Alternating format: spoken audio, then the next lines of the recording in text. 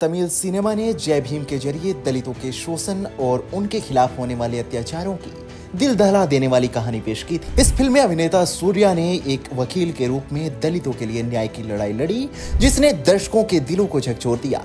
लेकिन पिछले साल रिलीज हुई फिल्म जय भीम पैंथर ने दलितों की कहानी को और गहराई, जुनून और साहस के साथ एक नए आयाम में पेश किया।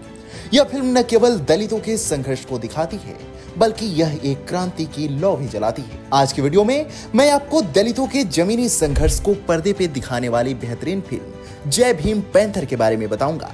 जय भीम पैंथर एक ऐसी मराठी फिल्म है जो बहुजन समाज के असल संघर्ष को बड़े पर्दे पे उतारती है। यह फिल्म सिर्फ एक कहानी नहीं, बल्कि एक आंदोलन है जो समाज की उन कड़वी सच्चाइयों को उजागर करती है जिन्हें अक्सर दबा दिया जाता है।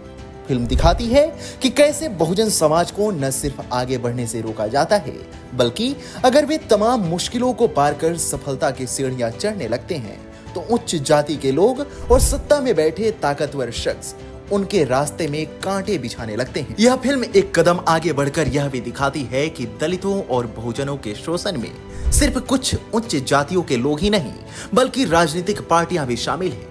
ये पार्टियां वोट बैंक की राजनीति और अपने वर्चस्व को बनाए रखने के लिए बहुजनों को दबाने का काम करती हैं। बाहर से भले ही वे दलितों के हितैषी होने का ढोंग करें, लेकिन असल में वे उनके विकास के रास्ते में सबसे बड़ा रोड़ा बनती है।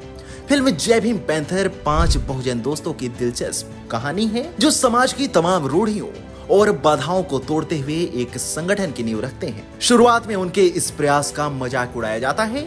मनवादी ताकतें उनकी हंसी उड़ाती हैं, उन्हें कमजोर समझती हैं, लेकिन इन दोस्तों का हौसला और इरादा अडिग है। धीरे धीरे उनका संगठन ताकत पकड़ने लगता है, लोग उनसे जुड़ने लगते हैं और यह संगठन एक विशाल आंदोलन का रूप ले लेता है।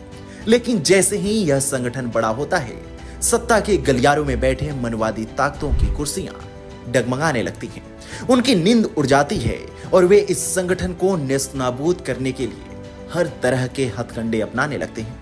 षड्यंत्र, धोखा और साजिशों का जाल बुनकर वे इस आंदोलन को कुचलने की कोशिश करते हैं। फिल्म का असली जोश यहीं से शुरू होता है जब ये 5 दोस्त और उनका संगठन मनवादी ताकतों के खिलाफ खुलकर जंग छेड़ देता है। यह कहानी साहस, एकता और अन्याय के खिलाफ लड़ाई का एक शानदार चित्रण है। फिल्म का निर्देशन निशांत नाथाराम धापसे ने किया है, जिन्होंने इस संवेदनशील मुद्दे को बड़े ही नायाब तरीके से पर्दे पे उतारा है। Noyan dream film production house के बैनर तले बनी यह फिल्म अपने दमदार कथानक और शानदार अभिनय के लिए सराहना बटोर रही है। मिलिंद शिंदे, शशांक सिंधे, जयवंत वाडकर और संजय सुगावकर कुलकर्णी जैसे कलाकारों ने बहुजन दोस्तों के किरदारों को इतनी गहराई से निभाया है कि दर्शक उनकी हर भावना, हर संघर्ष को अपने दिल में महसूस करते हैं। फिल्म को IMDb पर 5.6 की रेटिंग मिली है, जो इसकी गुणवत्ता और प्रभाव को दर्शाती है। मराठी सिनेमा के लिए यह रेटिंग एक बड़ी उपलब्धि है, क्योंकि यह फिल्म न सिर्फ मनोरंजन करती है, बल्कि समाज को आईना दिखाने का काम भी करती है। आपको बता दें कि जय भीम पैंथर सिर्फ एक फिल्म नहीं, बल्कि एक जागरूकता का आह्वान है। यह फिल्म साहस की कहानी है जो बताती है कि अगर इरादे मजबूत हों तो कोई भी बाधा आपको रोक नहीं सकती। यह जातिगत भेदभाव के खिलाफ एक चिंगारी है जो बराबरी और न्याय के लिए लड़ने की प्रेरणा देती है। फिल्म में बहुजन समाज के सामाजिक, आर्थिक और राजनीतिक संघर्ष को इतने करीब से दिखाया गया है कि दर्शक खुद को उस कहानी का हिस्सा महसूस करने लगते हैं। यह दिखाती है कि दलितों को न सिर्फ जीने के लिए, बल्कि अपनी एक सांस तक के लिए कितनी जद्दोजहद करनी पड़ती है।